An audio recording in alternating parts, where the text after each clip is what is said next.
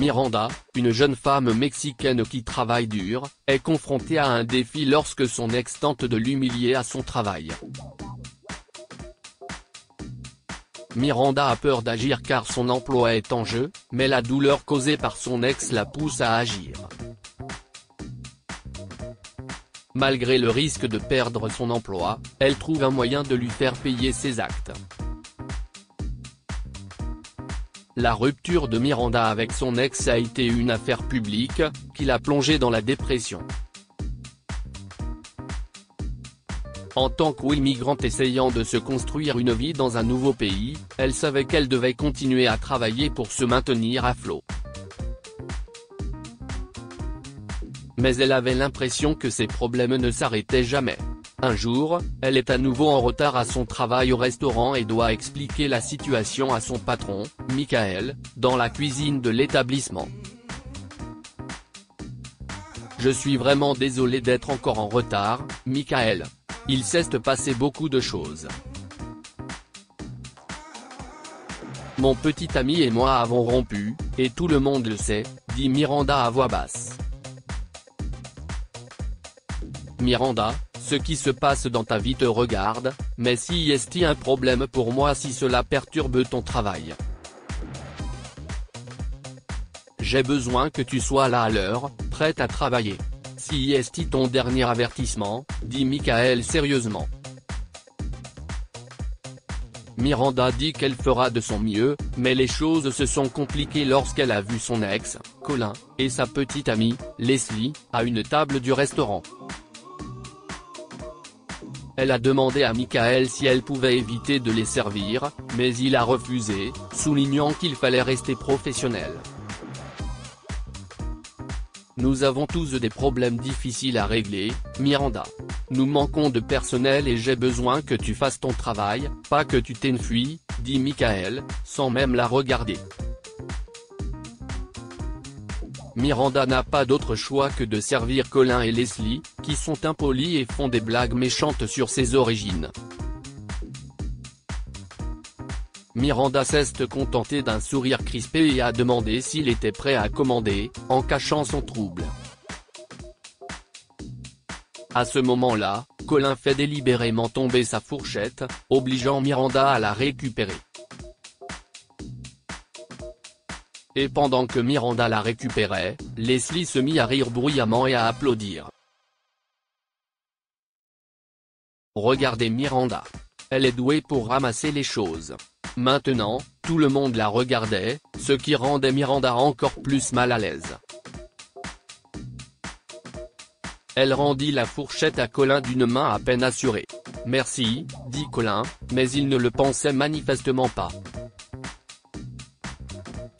Tu as l'esprit d'équipe. Ce n'est pas grave », dit-elle en essayant de ne pas paraître contrariée pendant qu'elle nettoyait.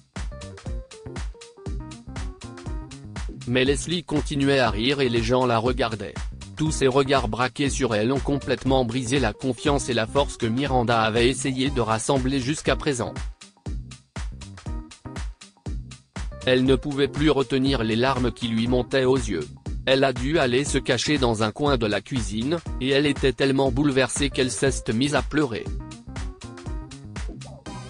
Alors qu'elle se mettait à sangloter, une voix la distraite. « Tiens, prends ça », dit-elle. Miranda leva les yeux et vit le chef Robert qui tenait un torchon de cuisine. Elle savait que c'était un homme gentil qui aidait tous ses collègues. Quelque chose dans sa présence la fit pleurer plus fort alors qu'elle accepta le torchon. « Je ne veux pas m'immiscer dans votre vie privée, mais vous êtes plus forte que vous ne le pensez, Miranda. Vous avez un esprit bien plus fort que les problèmes auxquels vous êtes confrontés. » Miranda a reniflé, sachant qu'elle avait vraiment besoin de parler à quelqu'un, alors elle s'est ouverte au chef Robert. Comme un gentleman, il l'écouta parler de ses premiers jours avec Colin et se souvint du moment qui avait tout gâché pour elle. Cette fois-là, Colin voulait vraiment aller à une fête avec elle, mais elle était préoccupée par son travail scolaire.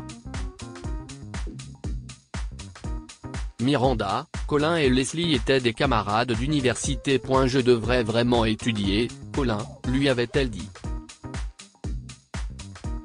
Mes notes ne sont pas très bonnes. Mais Colin secoua la tête, refusant d'accepter son nom comme une réponse. Allons, Miranda, tu es intelligente et tu travailles très dur. Tu es intelligente et tu travailles si dur. Une nuit de repos ne te fera pas de mal. S'il te plaît, viens avec moi. Miranda était coincée. Elle aimait l'idée de passer du temps avec Colin, mais elle savait qu'elle devait étudier. Laisse-moi y réfléchir. Je te le dirai ce soir, lui dit-elle enfin. Après qu'ils se sont embrassés et que Colin lui a dit une bonne nuit, Miranda est retournée dans sa chambre, excitée mais aussi un peu stressée. À peine entrée, sa colocataire, qui n'est autre que Leslie, l'interrompt.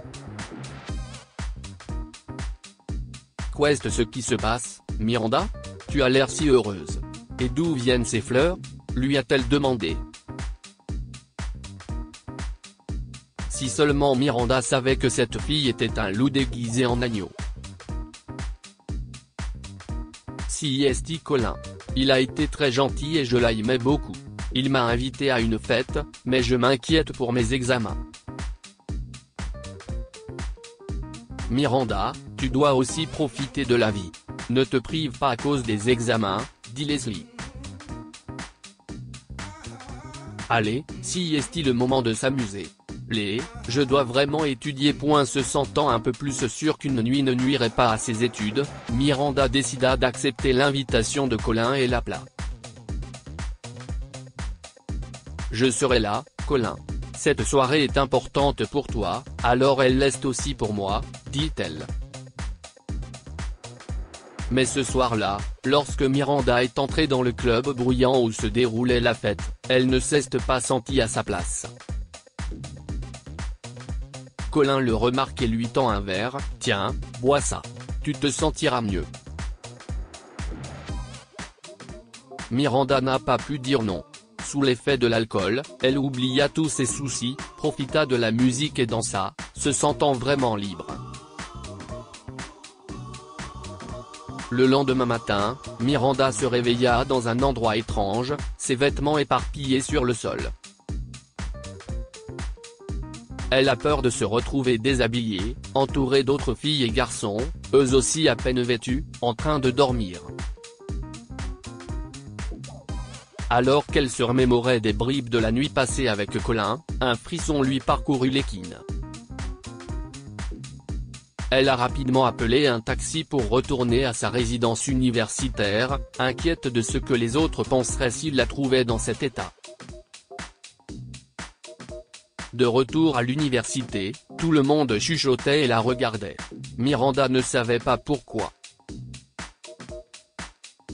Elle se sentait bouleversée et seule et voulait vraiment parler à Leslie, mais celle-ci n'était pas là.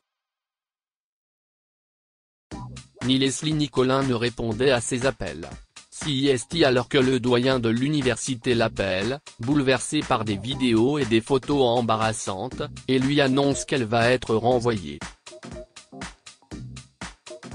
Dévastée, Miranda est allée chercher de l'aide auprès de Colin. Mais quand elle l'a trouvé, il était avec Leslie, et ils riaient tous les deux méchamment. Regardez qui est là, dit Colin d'un ton narquois et moqueur. Tu es revenu me voir en courant, Miranda? Tu croyais que je pouvais régler ton petit problème? Miranda se sentait si blessée et si seule en les écoutant se moquer d'elle. Elle savait qu'il l'avait trompée et qu'elle avait tant perdu, mais elle ressentait aussi une étincelle de détermination à surmonter cette épreuve. Après avoir raconté les détails de son passé qui l'avait amenée dans ce restaurant en tant que serveuse, Miranda décida de se venger de Colin et Leslie. Robert, tu peux m'aider? Rendre leur nourriture super épicée, juste une fois? A-t-elle demandé. Robert n'était pas sûr de lui, il se souciait de l'image du restaurant, mais Miranda était ferme. J'en ai vraiment besoin, dit-elle. S'il te plaît, fais-le pour une fois. Robert n'avait pas envie de faire ça, mais quelque part, il pensait lui aussi que des gens comme Leslie et Colin le méritaient. D'accord, Miranda. Mais restons discrets, proposa-t-il. Miranda prépara une sauce épicée, sans penser à ce qui pourrait lui arriver si son plan était dévoilé. Elle ne pensait qu'à se venger. Utilise ça, dit-elle en donnant à Robert une serviette imbibée de sauce. Lorsque Colin et Leslie ont reçu leur repas, Leslie s'est encore moquée d'elle. Si est-il épicé? Si est-il ce que tu appelles un ragoût mexicain épicé? A-t-elle ricané.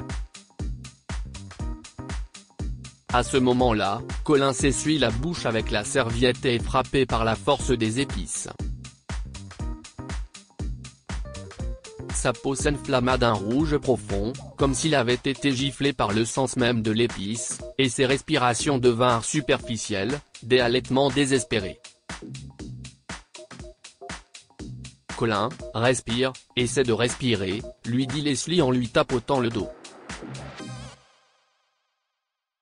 Cependant, lorsque les gens du restaurant se mirent à le dévisager et à rire, les joues de Leslie rougirent de honte. Elle se rendit compte qu'elle avait été méchante avec Miranda et que les autres s'amusaient maintenant de la situation difficile dans laquelle se trouvaient Colin et elle. Incapable de supporter l'embarras, elle s'est exclamée, « Si est-il insupportable. Si est-il fini entre nous. » Et elle s'en est allée rapidement. Miranda observait la scène tranquillement, un soupçon de sourire aux lèvres. Elle se souvenait qu'il l'avait trompée en pensant qu'ils seraient heureux ensemble. Il semble que le destin ait eu d'autres idées. Bien que souffrant, Colin a crié haut et fort que Miranda devrait perdre son emploi, sous prétexte que Miranda avait gâché son plat, et si est-il alors que Michael est intervenu avec sang-froid. Il goûte le ragoût et ne voit aucun problème. Ce plat est parfait, monsieur. Il n'y a rien qui cloche, déclare-t-il, en repérant la serviette saturée d'épices, mais en la cachant discrètement. De plus, Miranda est avec nous depuis longtemps. Elle ne ferait pas exprès de gâcher un repas, ajouta-t-il, prenant le parti de Miranda. Miranda échangea alors un regard silencieux de compréhension avec son patron, reconnaissante de son aide. Colin regarda autour de lui pour voir si quelqu'un était d'accord avec lui, mais il ne trouva personne.